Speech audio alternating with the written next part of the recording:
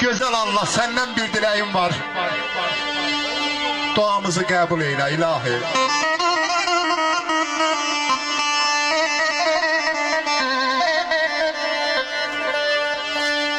Yüreğimde var sağalmaz yaralar. Duamızı kabul eyle ilahi.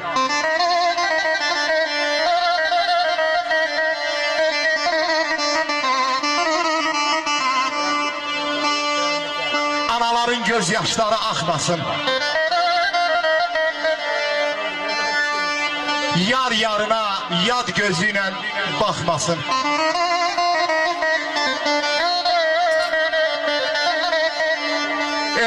Zalim dünya məhvərindən çıxmasın. Duamızı qəbul eyle ilahi.